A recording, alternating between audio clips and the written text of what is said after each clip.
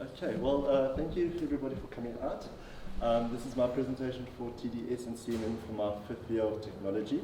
So I'll be just starting off with sequencing through the projects that we've done throughout the year and then explaining as we go along. So starting with the first project, as you guys are probably familiar with, this is the one that I did, my first one for technical design study, which is the autonomous object.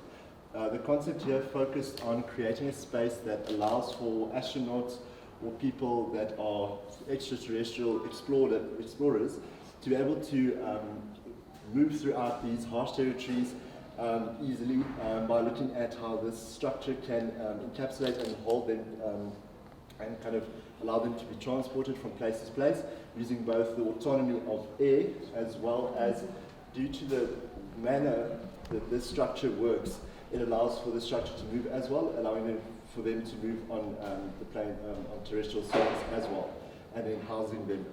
So this is the model that I developed, which is just a prototype of how this mechanism works and how these members open and close to allow for movement.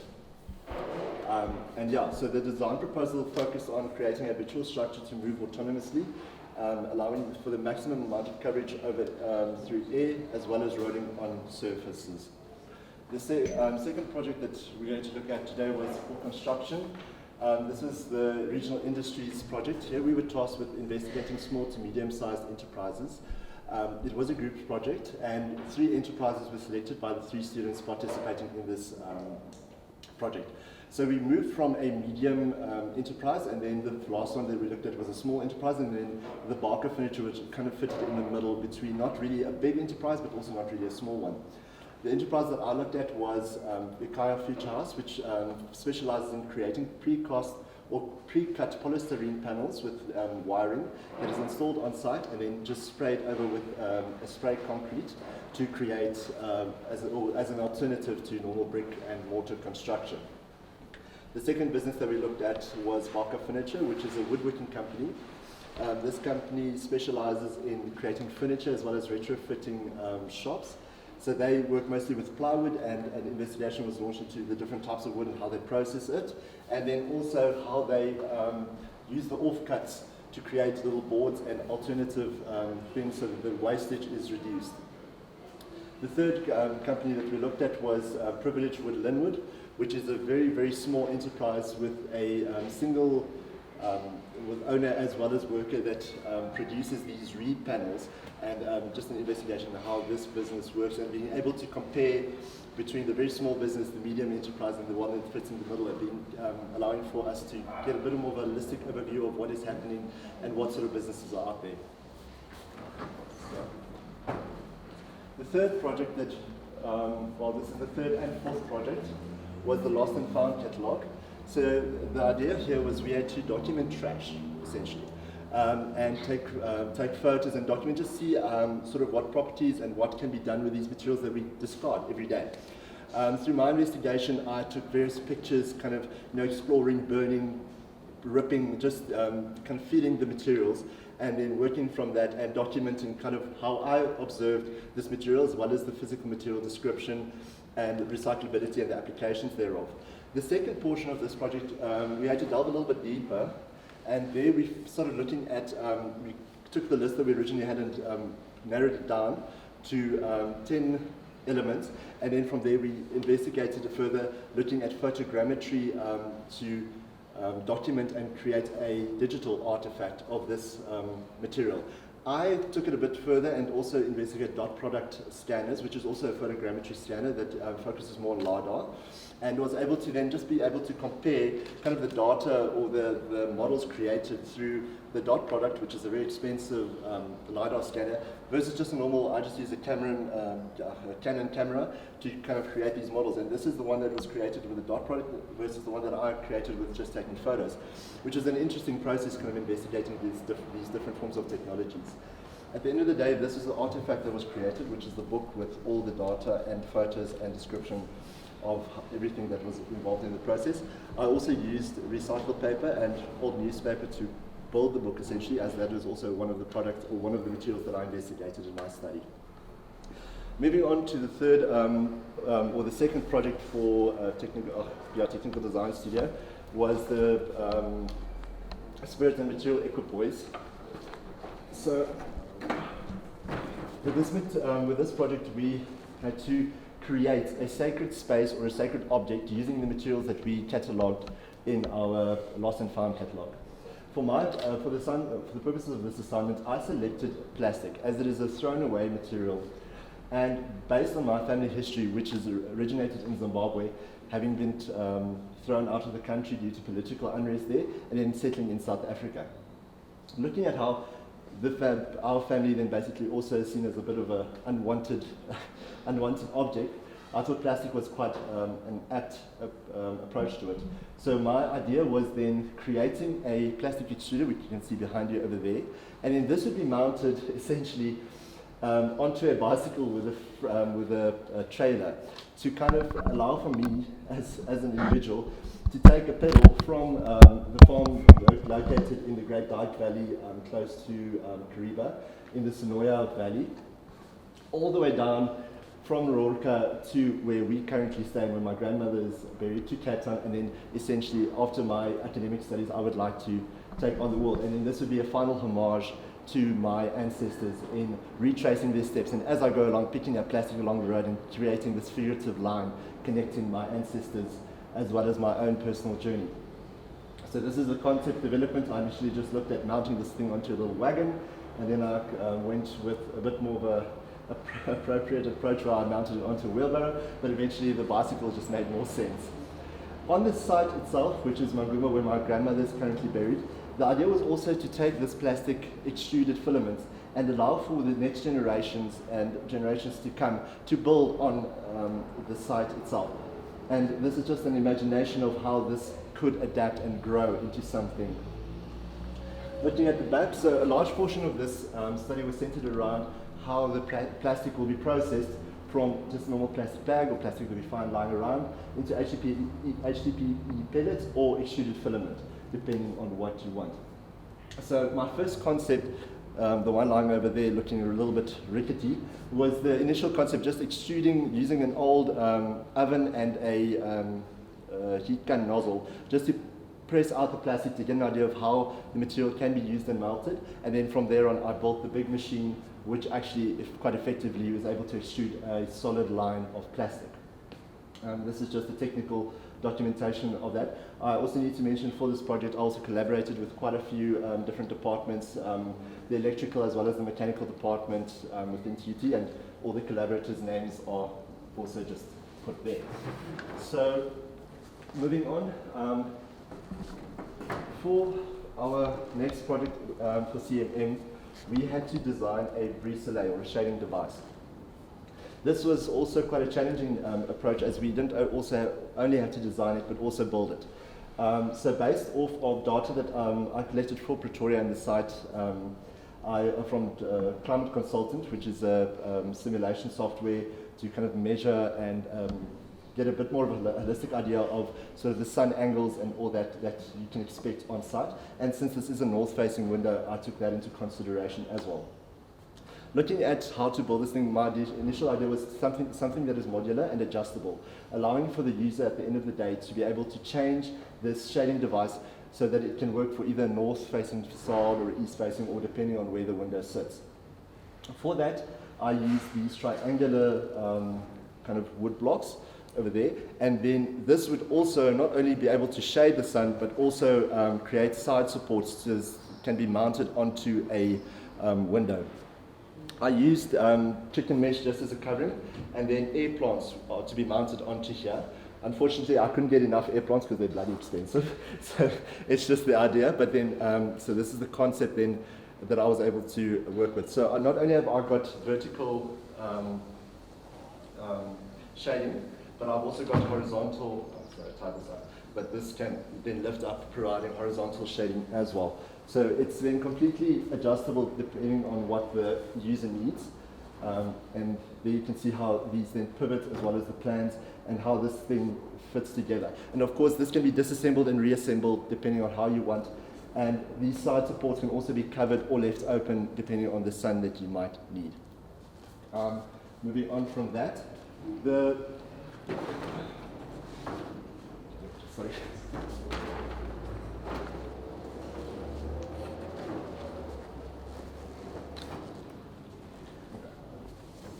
So, for the third project for our CMM, we had to create an artifact through analyzing a business. My approach for this project was to look at clay manufacture or brick manufacturers, and the specific enterprise that I chose was Resima Bricks. They're located in Olifantsfontein with 4 major quarries, one in Dalmas, one in Ruyten, one in Donkerhoek, and one on site. The reason for these different quarries is due to the different types of clay that they need to gather. However, due to the fact that these sites are so far away from each other, it did lead to a problem. So I looked at how much CO2 is produced per grammage of bricks. Then taking that data, mapping it out on a map like this, and then finally creating an artifact. So I'm just going to start over here. So this is just the concept development behind the map, looking at, for instance over here, the amount of clay mined per day, as well as the amount of CO2 produced and bricks produced. All the data is then catalogued onto there. Then this is kind of just a legend of what this data then looks like and how I want to interpret it into my artifact. So the artifact over here, the final one, all of these different kind of elements are based off of the data collected. So that is representational to size, to every different site, as well as for the CO2 produced, as well as the clay mined and bricks produced. At the bottom, I then try to include this kind of a curve, because the interesting part of this is it's a business, and these guys, they don't really, when I was talking to them and asking about, they claimed to, on their website, they claimed to be a very green company. And when I actually kind of got into that and asked them how they're planning to improve, it was small things like, we put in a new, more effective oven or effective kiln, and small things like that. But they weren't really driven towards, we need to be sustainable, we need to reduce all of these impacts. And of course, it's a business, so they, what I noticed was they were actually, the main site for clay extraction was in Dalmas, because it had the right color.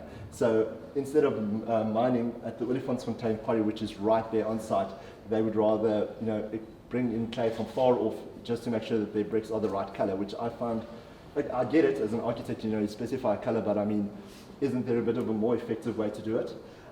So then I looked at it with my artifact. I decided to put in gears, and the top part, which is basically showing the organization or the enterprise, is very rigid. It is a kind of a mechanized sort of affair, kind of just the turning of gears, just producing without really thinking about the long-term effects. And then at the bottom, I try to incorporate this curve, which is as this thing is busy turning, these balls kind of slowly pick up and drop, and slowly pick up and drop. Similar to the way I'd think of CO2, it's a very organic, it's a very organic thing, and to kind of quantify it is hard, as it is very subtle, and it is accumulative over a long period of time. So that is the reason for the artifact being as it is. Unfortunately, I miscalculated the amount of torque wooden gears can take, so it doesn't quite work, but the idea is at least portrayed through it. So for my final project for CMM, as you will see, all of these are kind of scattered out, and as I've been presenting out, this is unfolded. The final project that we did for CMM was designing this space, our exhibition space. So my approach was, every project that I've done so far, I've created an artifact or a model that is the main kind of focus of every project. So looking at that, I decided to build these pedestals so that as you experience the space, you walk through it. These are concrete, these are fixed to where they are, whereas the exhibition itself is very loose. You can turn and explore it as you want and change it as needed. So that was my approach behind it, and it's also quite an effective way of explaining it while doing so. If you don't mind, just follow me. I'd like to quickly just go through the presentation for this project. So this is also the only posters that are actually fixed, that is fixed to the frame.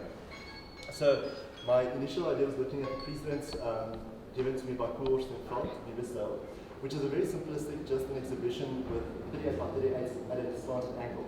I enjoyed the simplicity behind this design, as well as the fact that it is not 90 degrees to the frame. It's a bit of an angle which just makes it look a lot more interesting, gives it a bit of depth, which I thought would be quite apt in my presentation as well. Studio Matthews had another interesting approach where they created a cage and they layered certain information over on top of each other, creating for a very successful exhibition space. I incorporated this through my models, having rather all my two-dimensional posters fixed on a rail, and then having the second layer, all the models and artifacts that come along with all the projects. So this is, of course, the site selected for this exhibition. If you don't mind following me ahead. So my initial concept was looking at a firm, like a solid frame, similar to this, and then through development, it became kind of evident that it's going to use a lot of materials, and it's not going to look as elegant and refined as this structure, which is basically just a single pole in the middle, and then these frames that allow for the posts to be suspended in between. And then that was the concept development behind that all, and at the end of the day, I don't know, you guys have to say, but I'm quite keen and chuffed with how it came out. It was a bit of a nippy moment there in the last week because you're building, and you don't know if it's going to work, but luckily it all came together. And then for that, the last project was, of course, the book, which we sent through to you. I decided to, instead of just cataloguing everything that was done, take a little bit more of an introspective look at how I approached this project and how I changed and how my view and approach towards architecture has also adapted throughout all of these projects. And yeah, it was a very, at the end of the year, it was quite fun going through everything again and kind of, taking a deeper look and a bit of a harder look at what was done and how it was done and why it was done for the reasons. And yeah, so that is my exam, and I hope you guys enjoyed it. Thank you. Thank you. Thank you for the presentation. I think even in mid-year, I think we've made comments about your interest in making. I think it's quite evident. It's really, really strong. What I enjoy, there are kind of comments here and there on almost some of the projects, is how you've moved, kind of pushed the other project about your tracing your lineage and the site. I think we gave some comment about the whole plastic thing. Yes. And I didn't imagine how you move it forward. But I think it's quite interesting to see. For me, it actually kind of linked to the first project as well, the idea of the autonomous kind of object, and how that links to this sacredness kind of a journey, or almost like a pilgrimage kind of a thing. And so I really appreciate how you kind of move that project forward. It's quite personal, but it still kind of allow people to almost kind of understand the decision that you're making in terms of a design decision. So I really enjoyed that project and what you've done to it. One of the questions that I have, and I think sometimes it's also like really about what is available to us. I think this is really an interesting bristle, but I'll question the materiality. And that's why I started by saying sometimes it depends on what material is available to us. Because I think as much as this is very interesting, there would have been opportunity in terms of the connectivity of it, how the materials come together, because here it's almost like really seamless. How you connecting joints and how you kind of moving things, or even like how you move the posters. And when I look at this one, I'm like, are you trying to make use of materials that you have, I think this is very interesting bristle, but I think that in terms of materiality, you could have kind of worked a little bit with it. But I really enjoyed the presentation. I think it's really well considered. In terms of an exhibition, I think that this is really well considered, right? I think that these ones, you could have also kind of thought about it a little bit more, like how do I position these ones? How do I detect how people move around it, And do you want us to engage with this book? Do you want us to engage with the model? Yeah. I think those are the things, but really, really interesting projects. And I think the attention to detail and the making is really, really good. Thank you.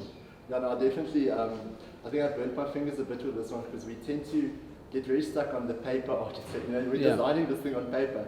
And then when it came to building, I underestimated myself a bit. But thank you very much. I definitely learned out of my mistakes. So yeah. Yeah, I think the comment is that this is extremely refined in execution, and it's a beautiful structure. I love it. Thank you. I think the fact that the connection details, it's been pulled through even from that detail. Yeah. It's repeated in the brackets and the way that the things are fixed. I think I can very easily see this. Let's say if there's some funding and you can refine the materiality, how these can sit on ball bearing runners and you can move them seamlessly, and I think it's a very elegant solution. Yeah. Thank you. I do feel that you should have taken these off the side supports and they should have had their own sort of pivot structure, even if it was just kept here and then brought into the presentation, because it feels like you ran out of these and you had to find a space for them. Yeah. Actually, yeah, the idea was initially to kind of have it centered on the structure, so it's interwoven as that. But I like when we're explaining it now, it also. And I think it's a shame because I think the structure is beautiful. I think you need to celebrate it. So take the drawings off the structure. I like the fact that it's the movement of it. My favorite drawing from everything, my favorite photos of these two. Oh, thank you. I think they communicate extremely well. Yeah. And what I made a comment here with the document that I